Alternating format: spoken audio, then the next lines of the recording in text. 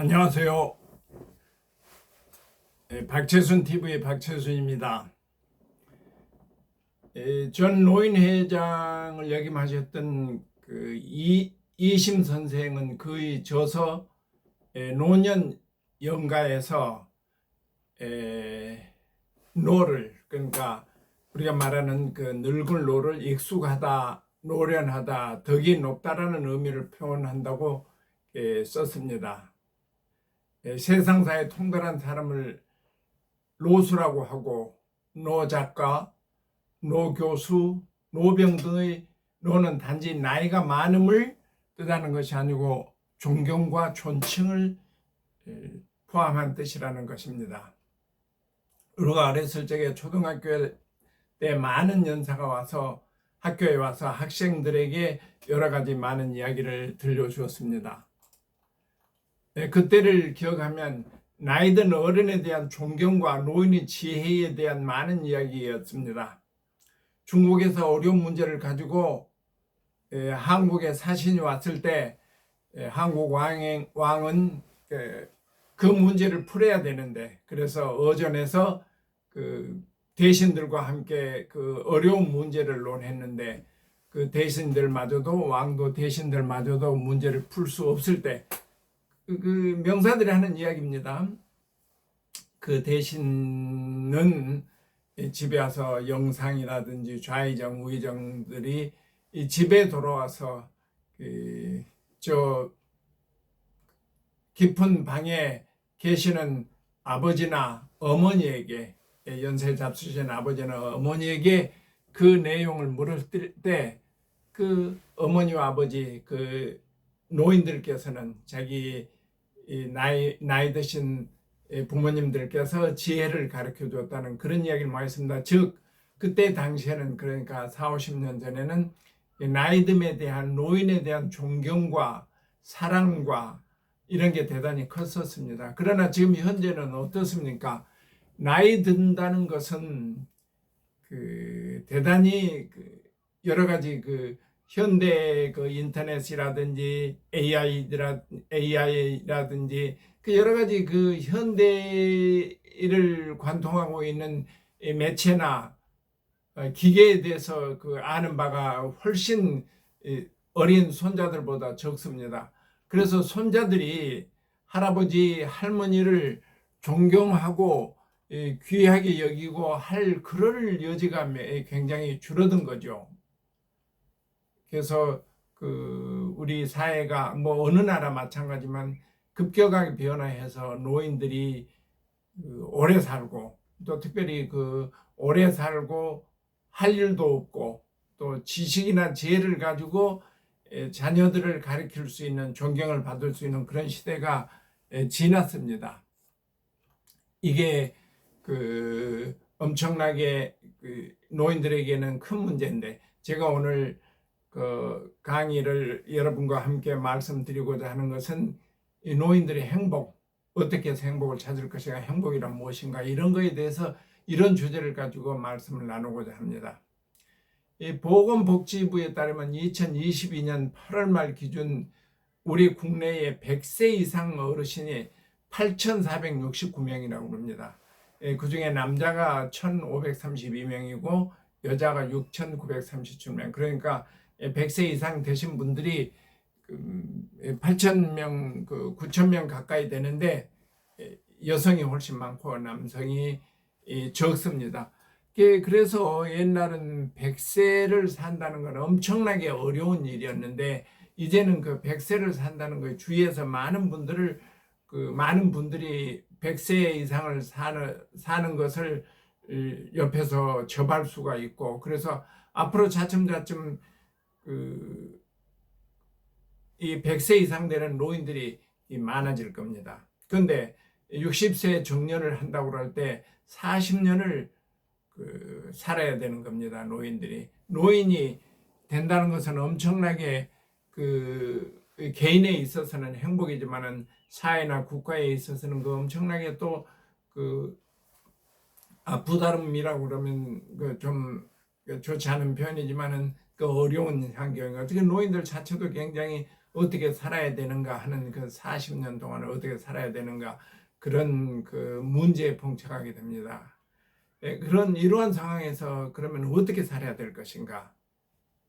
그런 말씀을 해보겠습니다. 인생이 당초에 무거운 짐을 지고 먼 길을 여행하는 나그네와 같은 것이라고 했습니다. 불교에서는 인생 자체를 고행이라고 했죠. 제가 그 평소에 여러 매체에 그 기고한 글에는 그 공자는 나는 아침에 도를 깨닫는다면 저녁에 죽어도 여한이 없다. 조문도 석사가이라고 했죠. 라고 했다고 합니다.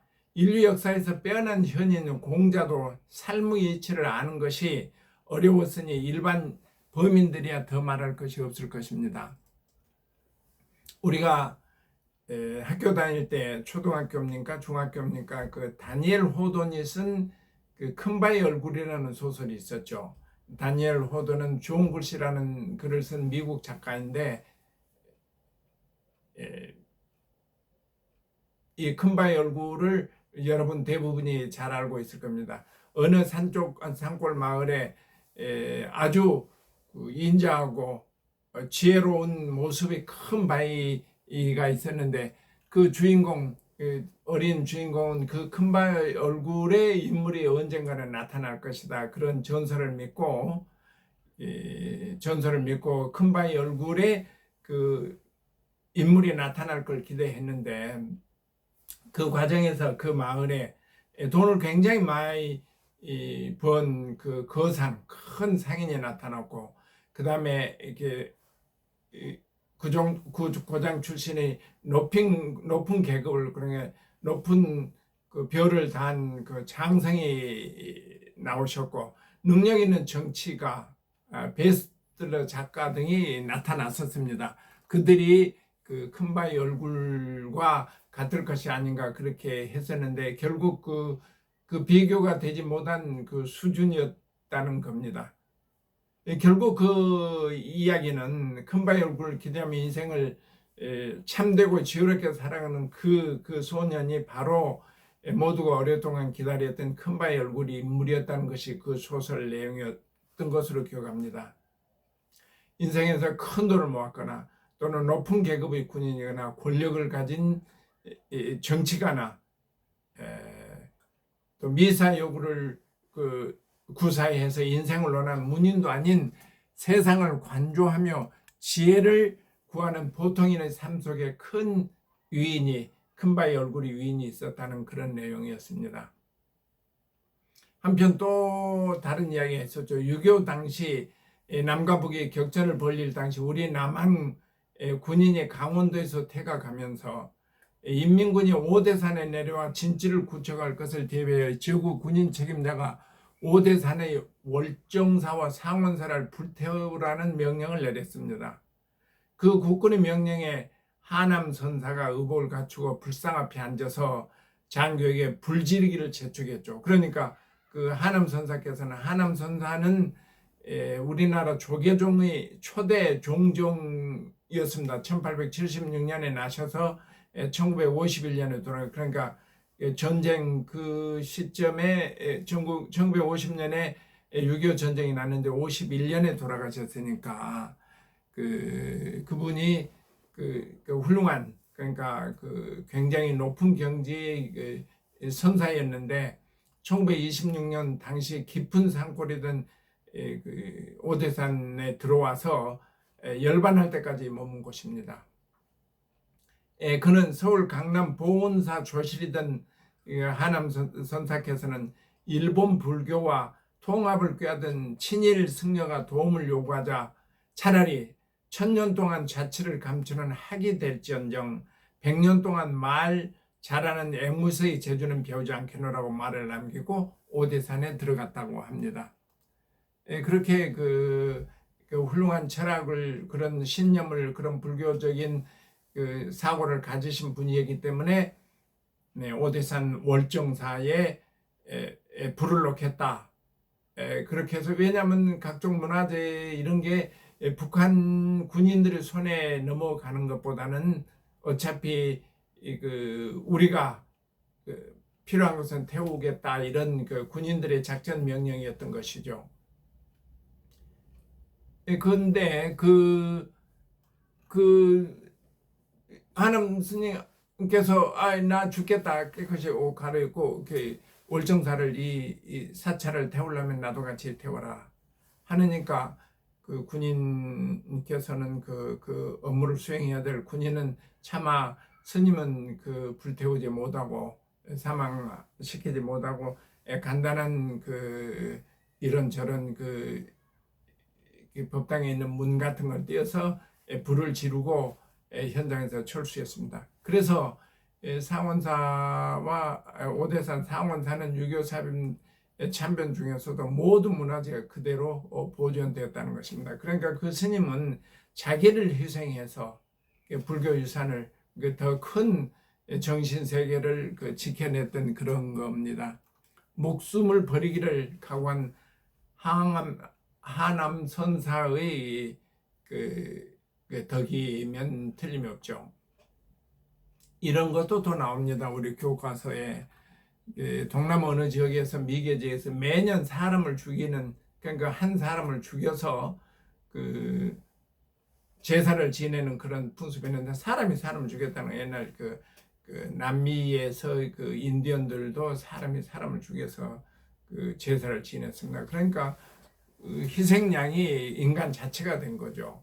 이 마을 지도자는 그것이 안 된 것이다, 이건 미신이다, 또는 이런 것은 없어져야 된다, 그런 신념을 가지고 주민들을 설득했지만, 주민들이 오랫동안 내려오는 미신과 풍습에 굴하지 않고 계속해서 사람을 죽이기를 요구하자. 그 지도자께서 그분들한테 이야기했습니다. 어느 날 몇 월 며칠 몇 시에 어떤 사람이 저 길을 지나갈 테니까 그 사람을 죽여서 제사를 지내라, 이렇게 이야기를 한 거예요. 그러니까 지도자고 지도자로서의 말이 이제 그 사람들한테 먹힌 겁니다. 그래서 마을 사람들이 그 지도자가 말씀했던 것과 같은 날짜에 같은 시간에 지나가는 행인을 그러니까 잡아서 죽여서 제사를 지내려고 그렇게 해서 보니까 결국 그 사람이 누구였냐 하면 그 마을 지도자였다는 것이었습니다. 그 지도자는, 그러니까 그 마을의 지도자께서는 이 낡은 이 미신 행위를 근절시키기 위해서는 자기 목숨을 바쳐야 되겠다. 이분은 자기 목숨을 희생해 가지고 목숨까지 버려서 제도를 바꾸는 그런 희생을 했던 겁니다. 우리가 한 번 사는 인생, 그러니까 태어나서 아까 100세가 된다 하더라도 사람은 이제 태어나서 청년기를 거쳐서 중년기를 거쳐서 노년기에 돼서 돌아가신다는 그 자연의 이치는 거스를 수 없는 자연의 이치입니다. 인간 자체도 우리 자연 현상처럼 봄에 씨를 뿌려서 여름을 거쳐서 가을에 열매를 맺고 겨울에 떨어지는 그런 식물과 마찬가지로, 동물과 마찬가지로 인간은 언젠가는 한번 죽는 것인데, 살아있는 동안 목숨을 초기화같이 버린다는 것은 쉬운 일이 아니죠. 행복이나 또는 어떻게 살아야 될 것인가는 많은 사람들이 이야기를 했습니다. 러시아의 대문호 톨스토이는 1828년에 나서 1910년에 돌아가셨던 러시아의 대문호 전쟁과 평화를 쓰셨나요? 그분은 여러 가지 행복에 대한 이야기를 했습니다. 어떻게 살아야 될 것인가. 그 저서가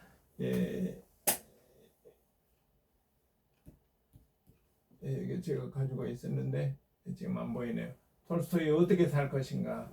하는 저서 중에서 제가 간추려 보니까 인간이 가장 중요한 재산이다. 가장 중요한 시간은 현재다. 그러니까 인간이 가장 중요한 재산이면서 그 인간이 또 중요한 시간은 언제냐? 내일이냐, 모레냐, 아니면 어제냐? 노인들은 그 과거를 이야기하고 젊은 사람들은 미래를 이야기하는데 과거와 현재와 미래가 다 공존하지만은 과거, 현대, 미래 중에서도 가장 중요한 시간은 지금 현재다. 그런 이야기를 톨스토이는 남겼습니다. 남을 비난하지 말라. 모든 사람을 존중해야 한다. 남이 아닌 자신을 탓하라. 사랑으로 모든 인간을 대하자. 그 사람은 죄를 용서하라. 남을 위해 선을 베풀자. 현재 진정한 삶이 존재한다. 자신이 가진 것에 행복을 하자. 나눌 수 있는 사람이 진정으로 행복한 사람이다. 양심에 어긋난 행동은 하지 말라. 과거를 후회하지 말라. 최선의 방법으로 죽음을 준비하자. 가장 큰 행복은 한 해의 끝남이 이렇게 해서 그 최선의 방법으로 죽음까지 준비하자고 쭉 톨스토이가 쓴 여러 가지 그 지혜를 가지고 이 책을 썼는데 또 이런 표현을 썼습니다. 톨스토이는 가장 큰 행복은 한 해의 끝남이 그 해의 처음보다 훨씬 나아진 자신을 느끼는 것이다. 그래서 어떻게 살 것인가 하는 것은 톨스토이는 이 표현을 빌리자면 작년보다 금년 한 해가 낫고 금년 한 해보다는 내년이 나아지는 삶을 살아야 한다 하는 그런 삶의 지혜를 가르쳐준 그런 책이었습니다. 그래서 우리가 이제 어떻게 살 것인가는 말씀을 드렸다면 행복이란 어떤 것인가 그 말씀을 해보고자 합니다. 행복은 해피니스는 주관적 안정감을 말하는데 안녕이란 평안한 상태를 의미합니다. 행복이란 만족과 즐거움을 느끼는 상태다. 그럼에도 행복은 주관적인 만족감이다라고 정의한답니다. 그러니까 행복이 어떤 일정한 크기의 그 편안한 상태, 안녕한 상태를 하는 게 아니고 행복은 자기가 작은 것을 가지고 만족을 하면 그게 행복이고 큰 것을 가지고도 남이 가질 수 없는 큰 것을 가지고 있어도 그것을 만족하지 못하면 행복하지 않다고 하는 그런 겁니다.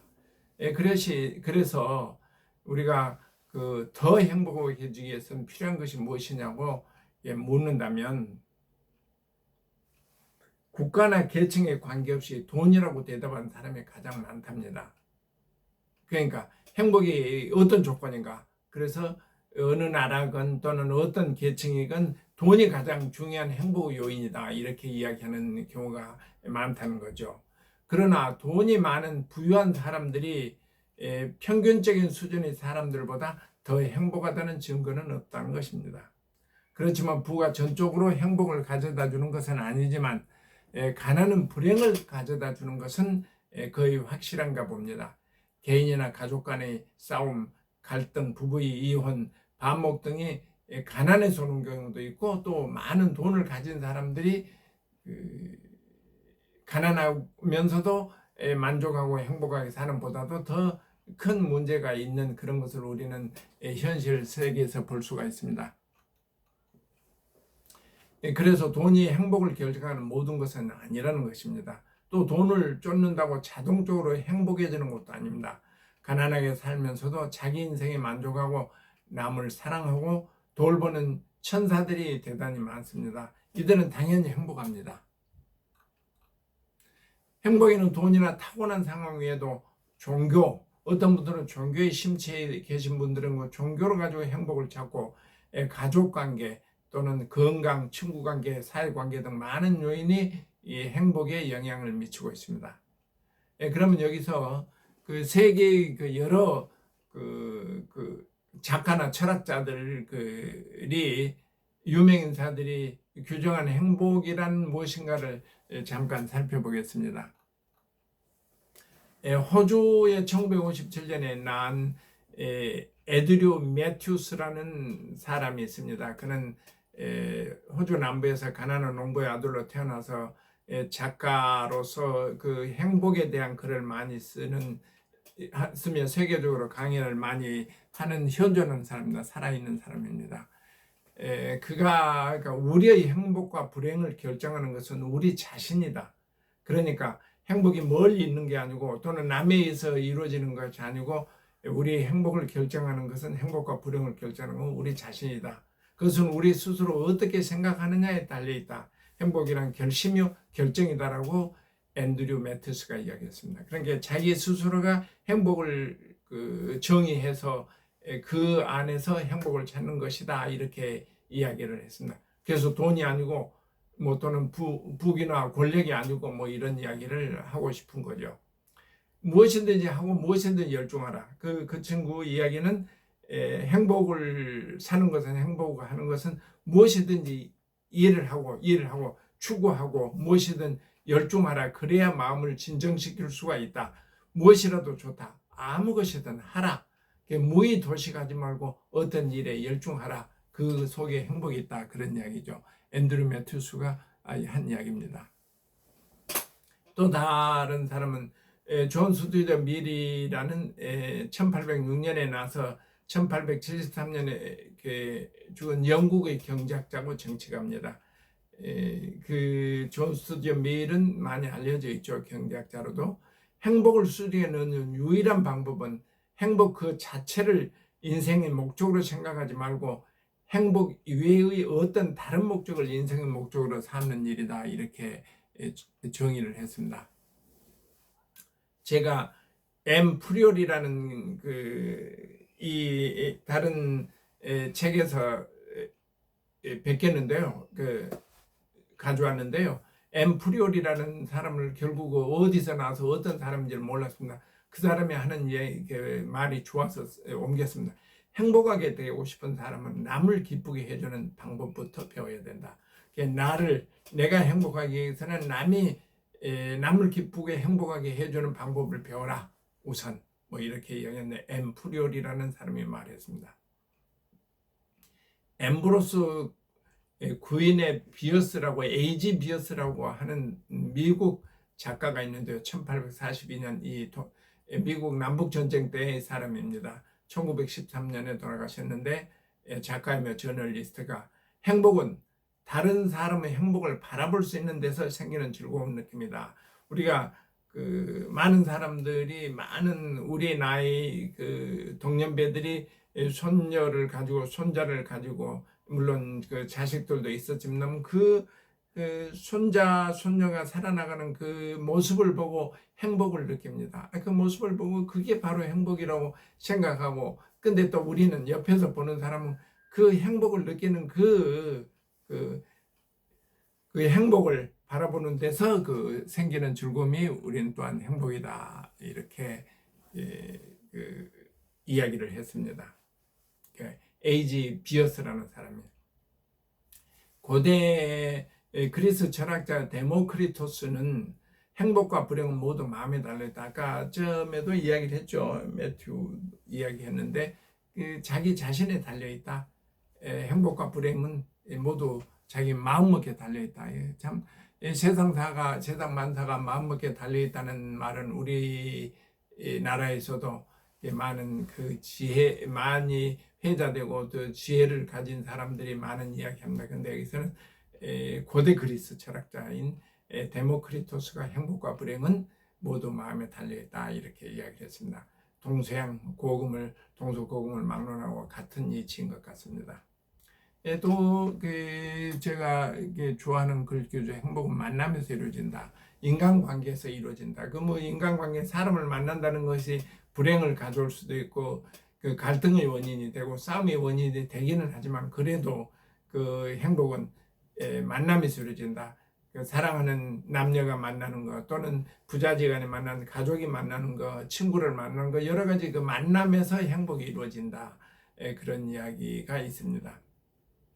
여러분 그리스 철학자 다이오제니스라고 발음하기도 하는데 디오게네스를 아시죠? BC 400년에 BC 323년에 돌아가신 디오게네스인데 디오게네스는 여러분이 들었을 겁니다만은 알렉산더 대왕이 알렉산더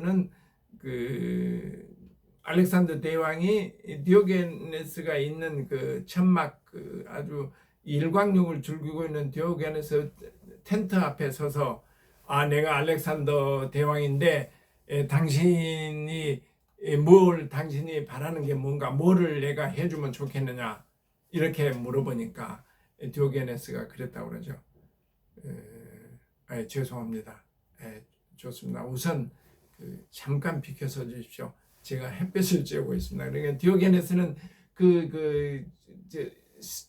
우리 유럽과 아시아의 반을 통일했던 그 알렉산드르 대왕이 그 대왕의 권력으로 뭘 해주겠다고 그러니까 백을 뭐 마음대로 가령 나를 그러면 어떤 그 정치 지도자로 보내주라 뭐 재산을 달라고 그래서 그 당시에 알렉산드르 대왕이 디오게네스하고 같은 해 돌아가셨더라고요. 그 모든 권력을 가지고 있는 알렉산드르 대왕한테 좀 더 큰 것을 요구를 했고 알렉산더 대왕도 그런 생각으로 해서 그 요구를 디오게네스한테 물었겠죠. 디오게네스 좋습니다. 잠깐 이쪽으로 비켜서 주세요. 햇볕을 좀 보고 싶습니다. 그 알렉산드르 대왕한테 바라는 거 이제 이쪽에 나를 내 햇볕 쬐는 것을 방해하지 말아라. 얼마나 철학자입니까? 알렉산드르 대왕은 그리스와 페르시아, 인도를 이룬 대제국을 건설한 대왕으로서 자기가 정복한 땅에 알렉산드리아라는 이름을 지은 도시를 70개나 건설했다고 합니다. 이 도시들은 그리스 문화 동점 거점이 되었고 헬레니즘 문화의 형성에 큰 구실을 하였으며 그 문화사적 업적은 유럽, 아시아, 아프리카에 걸친 대제국을 건설하여 그리스 문화의 오리엔트 문화를 융합시킨 새로운 헬레니즘 문화를 이루간 대왕입니다. 정말 동서를 연결했던 큰 힘을 가진 대왕인데 디오게네스는 그보다 더 높은 디오게네스가 알렉산드르 대왕이 그런 이야기를 했다. 내가 알렉산드르 대왕이 내가 이 국가를 정벌하지 않았으면 내가 디오게네스처럼 살았으면 좋겠다. 그런 이야기를. 그 사람도 그러니까 보통 이 생각으로 봐서는 이 친구 봐. 그래. 나를 자리를 비키라고 그래. 그 어리석은 자라고 이렇게 이야기할 수도 있는데 그 알렉산드르 대왕은 아주 젊었을 때 돌아가신 분인데 그 디오게네스 훌륭하다. 내가 대왕이 되지 않았으면 디오게네스처럼 됐을 것이다 했다고 하는 거죠. 그 훌륭한 사람의 훌륭한 대답이고 대왕이었습니다. 디오게네스가 한 말 중에서 The greatest wealth is to live content with a little 했네요. 가장 큰 부는 적은 것에 만족하는 것이다. The things you own and owning you 그랬습니다. 당신이 소유하는 것들을 결국 당신을 소유한다. 그러니까 그 물질에 너무 집착해서 소유를 하면 그 물질이 인간 자체를 당신을 소유할 것이다. 이런 이야기를 고대 BC 300년 전이면 BC 400년 전 지금 2200년 그러니까 BC니까 400년을 하면 2700년 전에 이런 이야기를 한 겁니다. 철학자들이 당신이 소유하는 것들을 결국 당신을 소유한다.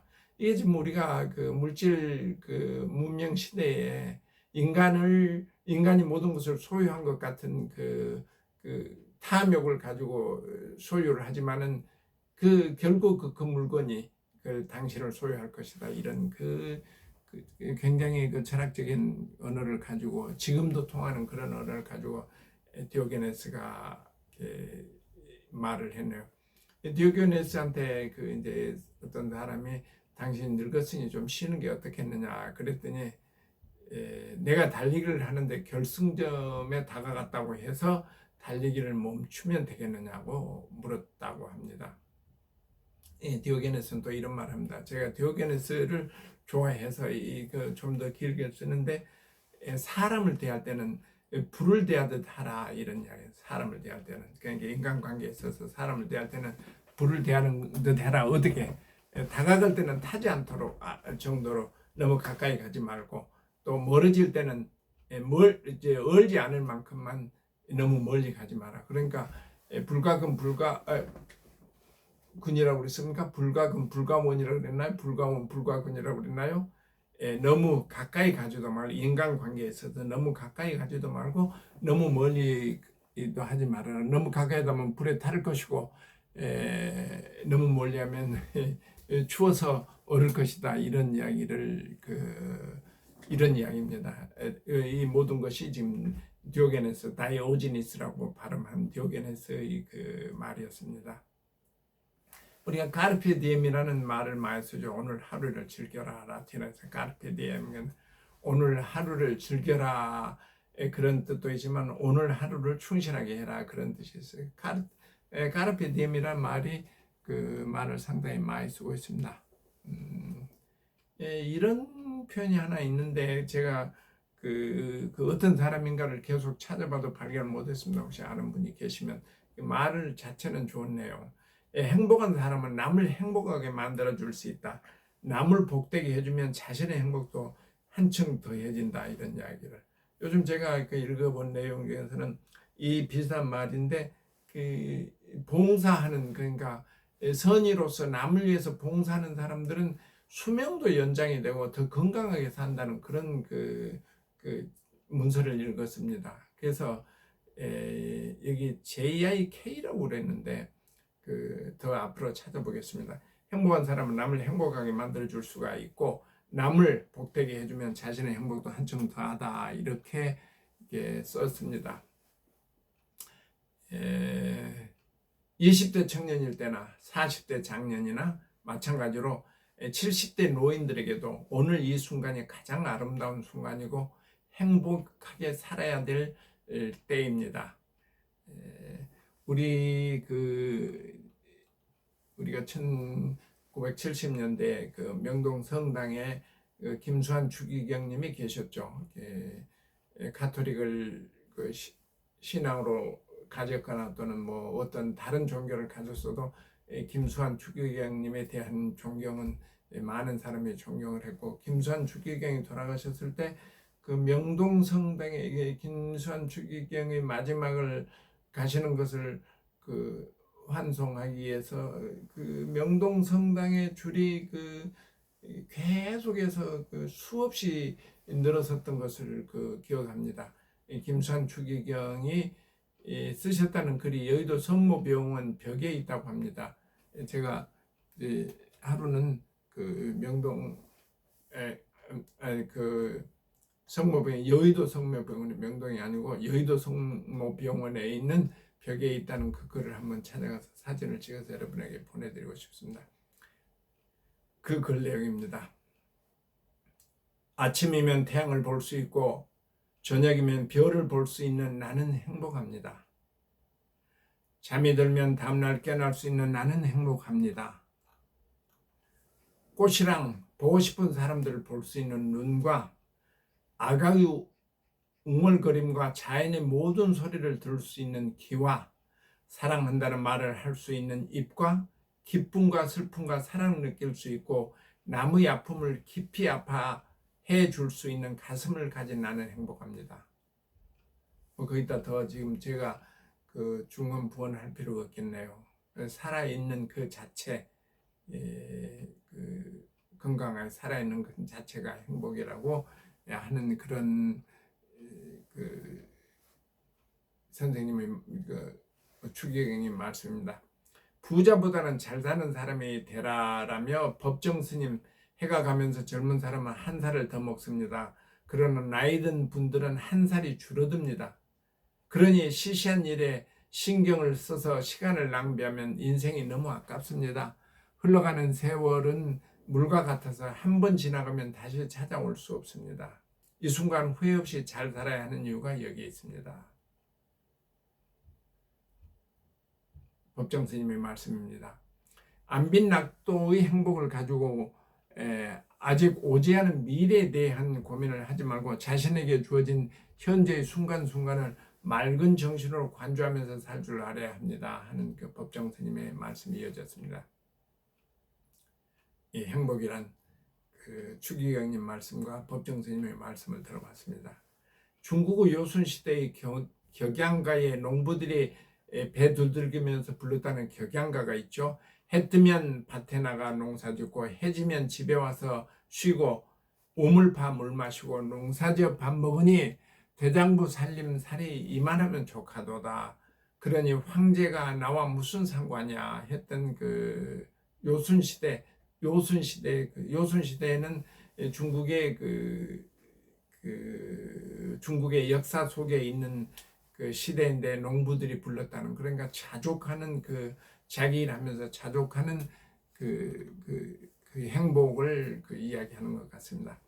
임금님이 백성의 행복 상태를 알아보기 위해 밖에 나와 보니 농부가 배를 두드리며 불렀다는 노래입니다. 바로 이런 상태가 행복이 아닌가 싶습니다.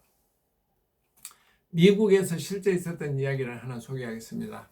미국 뉴햄프셔주의 도리스 그레니 디 헤드기라는 분이 있었는데, 그녀가 1910년 그러니까 오래전에 출생했죠. 120년 전, 123년 전에 출생해서 100세를 사시다가 2010년 3월에 사망한 할머니 이야기입니다. 도리스 그레니 디 헤덕이라는 분인데, 그 할머니 남편이 노인성 치매 알츠하이머로 10년 정도 이렇게 앓다가, 그래서 그 노인은 할머니는 75세에 돌아가신 그 남편이 돌아가시다 홀로 됐습니다. 10년 동안 남편의 관호를 하느라 심신이 피곤했던 할머니는 그 후 10년 동안 남편이 없는 세상을 힘들게 살았습니다. 근데 마침 정부 예산이 담배 회사를 위해 필요없는 것이 엄청나게 지출된다는 것을 알았습니다. 그러니까 정부 예산이 담배 회사에다가 많이 지출한다는 거죠. 그런데 국회에서는 담배 회사들이 로비로 그런 법을 유지하면서 국민의 건강도 해치고 혈세도 낭비했다는 것을 본 것이죠. 결국 그녀는 89살에, 한국 나이로 90살이겠죠. 89세에 이 법안 폐기를 위한 국민의 관심을 끄기 위해서 12개주 5,100km를 걸어서 국토횡단을 하기로 작정한 것입니다. 그러니까 90살 먹은 할머니가 5,100km 국토를 횡단한다는 거죠. 처음 준비할 때 13km 백을 메고 5km부터 걷기 시작해서, 그러니까 할머니가 갑자기, 우리 지금 90세 드신 노인은 뭐 건강하신 분도 계시지만은 또 90세 되면 인생을 사시다가 돌아가시는 경우도 많고 그러지 않습니까? 이 90세 할머니가 13km 백을 메고 이제 횡단하니까 5km부터 걷기 시작해서 조금 늘려서 16km를 걷고, 하루에 16km, 보통 우리가 4km를 심리라고 그러는데 4km는 일반 성인들이 4km를 1시간에 걷는데 16km 16, 그러니까 16km를 걸으면 굉장히 어려울 겁니다. 발도 부르트고 노인, 더더구나 연세 많은 분이. 결국 14개월 만에 하루에 16km를 걸어서 국토횡단을 이루었습니다. 그 중에는 1600km의 사막을 건넜고 산악지들을 지났으며 마지막 160km는 폭설 때문에 스키로 워싱턴에 도착했다는 거죠. 그때가 92살. 그러니까 이제 걷지도 못하고 폭설이 많으니까 스키를 타고 그 노인네가, 할머니가 스키를 타고 자기 임무를 완성하기 5,100km를 완수하기 위해서 그렇게 했다는 거죠. 94세인 2004년에 뉴햄프셔 주에서 민주당 후보로 상원의원에도 출마했습니다. 그러니까 92세에 그렇게 끝나고 94세 94살에 그 뉴햄프셔 주에서 민주당 후보로 상원에 출마했는데 주드 그렉이라는 사람에게 그 상원 의원은 졌습니다. 저기는 했지만 세상에 94세에 상원의원에 출마해서 얼마나 대단한 용기입니까? 그냥 그 5,100km를 횡단을 했고, 그 이제 담배 회사에 정부 혈세가 들어가는 걸 방지하기 위해서 그런 용기를 냈던 거죠. 우리도 이제 뭐 시민사회 단체에서 그 혈세 낭비하는 것을 막고 그런 경우가 많이 있는데, 이 할머니는 대단한 그 희생을 가지고 이렇게 했었네요. 우리나라에도 그 훌륭한 분이 많죠.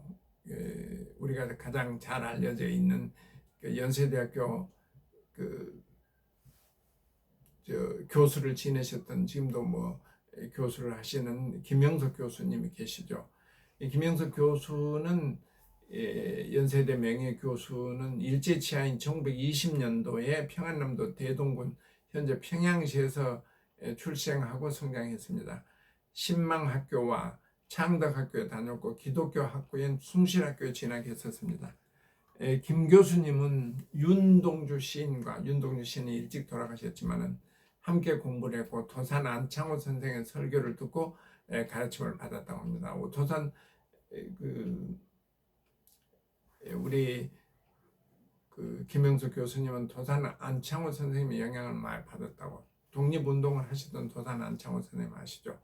일본 조치대 철학과 2학기에 1940년 졸업하고 귀국 후 해방을 맞은 후에 중학교에서 교편을 잡다가 공산주의 압박을 받아 북한 땅을 떠났습니다. 그러니까 그때는 이제 자기 고향으로 들어가셔서 중학교 교사를 하다가 1945 이제 공산주의가 들어오니까 남한으로 내려오셔서 1947년부터는 중앙고등학교 교사로 있다가 1954년 연세대 철학과 교수로 재직하셔서 1984년까지 근무하신 후에 1985년 정년 퇴직하시고 현재까지도 각종 강연, 방송, 저술 활동을 하고 있습니다. 김 교수님은 1920년생들인 숭실대학교 안병욱 교수는 2013년에 돌아가셨죠. 유명한 철학자. 서울대학교 김태길 교수, 그러니까 그 김영석 교수님 책을 읽어보면 그 안병욱 교수님과 김태길 교수님 말씀을 들어합니다. 그냥 아주 좋은 친구들이었었습니다. 뭐 여러 가지 일을 하시고 계셔도 지금도 하시고 계시지만은 1985년 국민훈장 모란장과 2021년 국민통합상 등을 받으셨습니다.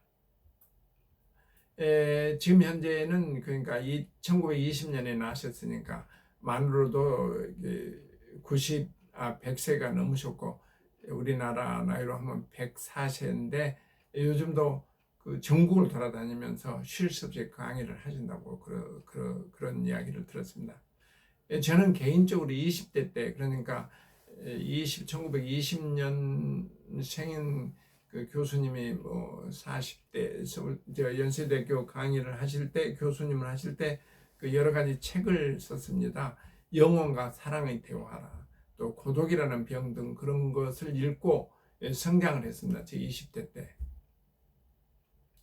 20대 때 성장을 했는데 지금 최근에 내신 건 100년을 살아보니 이런 책도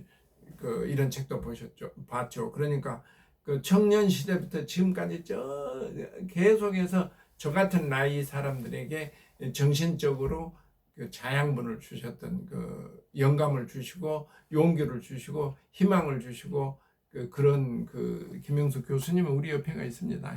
우리나라에 계시죠. 훌륭한 분이. 뭐 여러 분야에서 우리나라에도 뭐 100세 가까이 또는 100세가 안 되더라도 많은 분들이 그 현역에서 고생을 하시고 계시고, 여러분 자체도 또 인생을 사시는 여러분 훌륭하게 잘 사는 분들 자체도 많습니다. 사실은 꼭 김영석 교수님뿐만 아니라 아까 미국의 그분만 같지 않고 우리나라에도 훌륭한 분들이 상당히 많습니다. 우리가 수명이 길어져서 100세 시대가 되었습니다. 80세에서 100세까지 20년 동안, 아까 제가 60세 정년을 한 다음인데 80이 됐다 하더라도 100세까지 20년 동안 살 수 있는 시대입니다. 유엔의 세계보건기구에 따르면 2050년에는 노인 인구가 20억에 이른다고 합니다. 노인 인구가 엄청나게 많은 거죠. 우리 삶에 있어서 그 노인 인구가 차지하는 80억 인구의 20억이 노인이고, 우리나라도 곧 65세 이상의 1,000만 명이 됩니다. 5천만 명에 1,000만 명이 20%가 2025년이나 26년에는 우리나라 노인 인구도 1,000만 명이 됩니다. 대단히 많은 거죠.